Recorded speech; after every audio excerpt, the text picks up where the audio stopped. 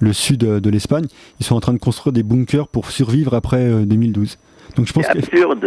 En France, on est un petit peu pour l'instant en dehors de tout ça, mais pour les États-Unis et puis pour les gens qui sont d'accord avec les théories de Patrick Géril, vraiment ils sont en plein dedans. Ils préparent des bunkers, ils préparent des médicaments, de la nourriture, des armes, des manières d'avoir de l'électricité.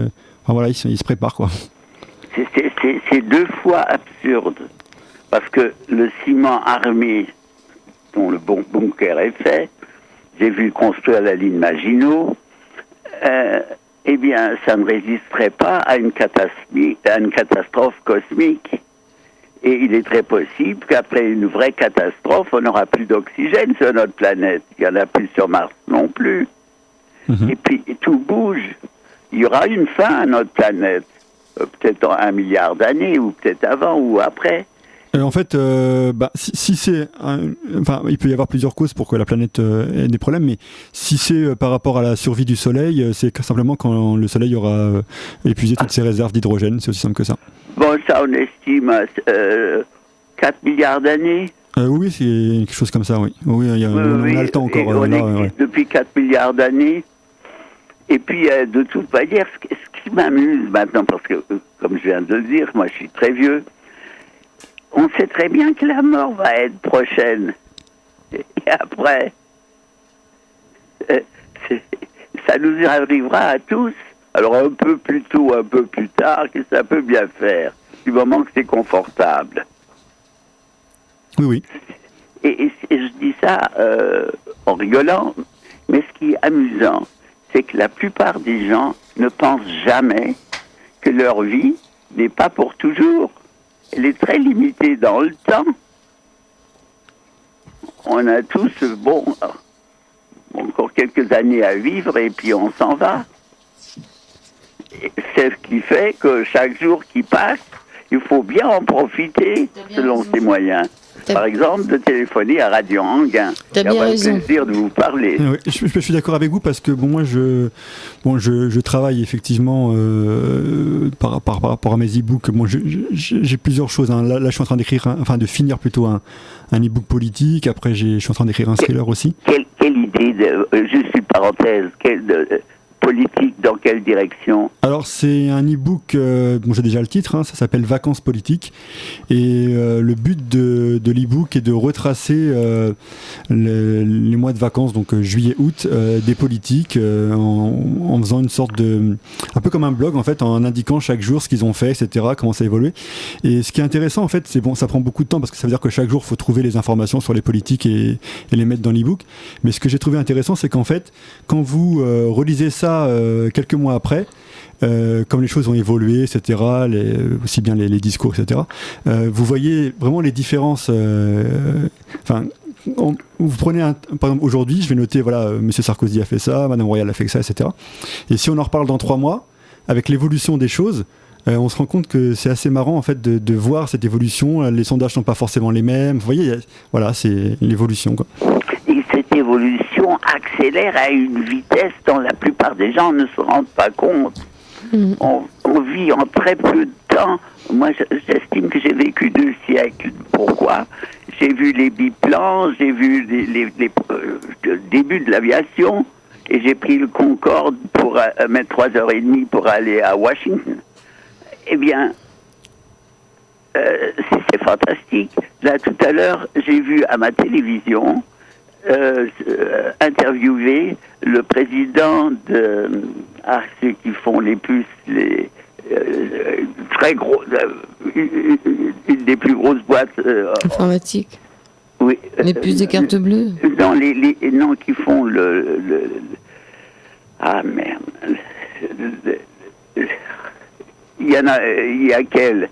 Enfin, c'était fantastique tout ce qu'il pouvait raconter. Et je me dis, avoir l'opportunité chez soi, sur son lit, avoir en face de soi ce grand bonhomme, mais... Ah, il n'était pas vraiment dans ta chambre, hein, Jean? mais c'est comme s'il était là. D'accord. Non, mais avec un peu d'imagination, j'aurais pas été capable de lui poser les questions qu'on lui a posées.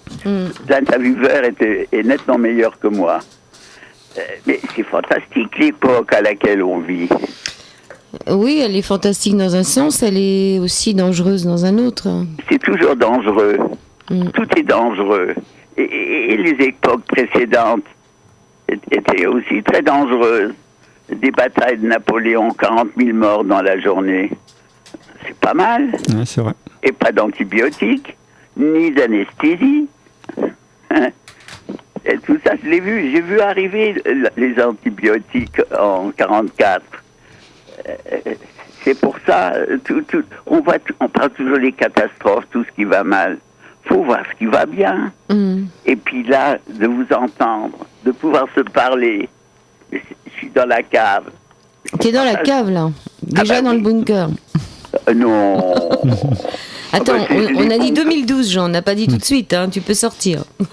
Oui, mais de toute manière, je vivrai pas beaucoup plus longtemps. On sera peut-être encore là en 2012, là. Oui, bah, je ferai 6 mois, 1 an, 3 ans de plus, et après. C'est pour ça, chaque journée qui passe est plus précieuse que la veille. Non, mais il faut savoir se réjouir Et aussi. c'est pour ça aussi qu'il faut pas. Moi, c'est quelque chose que je rappelle souvent, c'est qu'il faut pas s'engueuler pour des détails. Voilà. Ou surtout pas. Faut pas s'engueuler, c'est fatigant. Ok, Jean. Non, et juste une chose. Engueuler, ce mot est très important. Parce que ça n'apporte rien. Par contre, converser et apprendre des choses, Et des écouter les autres, Oui, tout à fait. ça c'est merveilleux. Et là-dessus, je vous souhaite une bonne nuit. Eh ben, toi Merci à aussi, vous. Jean. Allez, gros bisous. revoir. Merci. Alors, dans les internets, il y a aussi, donc, il parle des crânes de cristal.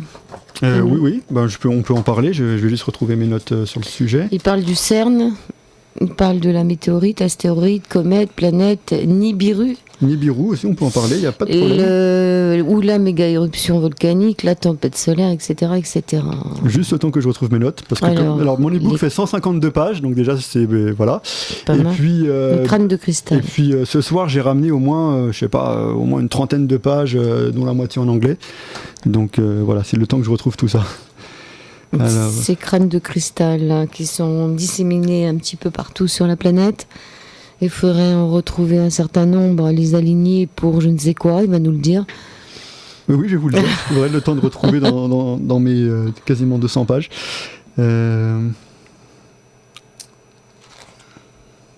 J'arrive, il n'y a pas de problème. Juste le temps de retrouver. Il est là. Hein. Je suis là. Il n'est pas parti. Vous êtes toujours sur l'antenne d'IDFM, sur le 98 de la bande FM. Et cette nuit, on imagine tout un tas de scénarios, tous un peu plus catastrophiques, ou peut-être qu'il y en aura des biens, hein, peut-être qu'il y en aura des sympas aussi. Ils sont peut-être pas tous... enfin, tout ce qui traîne un peu sur le net, ou dans la conscience, plus ou moins collective. Dans l'inconscience collective. Alors, bonne nouvelle, ça y est, j'ai retrouvé mes notes. Salut, bonne nouvelle. Page 125, oui. Alors, donc, sur les crânes de cristal, donc, les crânes de cristal sont des objets en cristal de roche représentant un crâne humain. Selon le mouvement New Age, les crânes de cristal ont une origine et des pouvoirs surnaturels, comme celui de guérir ou de réfléchir la lumière en la projetant par les orbites. Selon la légende, il existerait 12 crânes de cristal cachés. Quand ils seront réunis, l'empire aztèque se reconstituera. Pour les amateurs d'ésotérisme moderne, il y aurait un 13e crâne, le crâne chantant. Il doit être placé au centre d'un cercle constitué par les 12 autres. Ces objets, transmis aux anciens peuples par des extraterrestres ou des Atlantes, seront rassemblés lorsque l'humanité sera prête, donc peut-être le 21 décembre 2012, et lui révéleront sa mission et son avenir.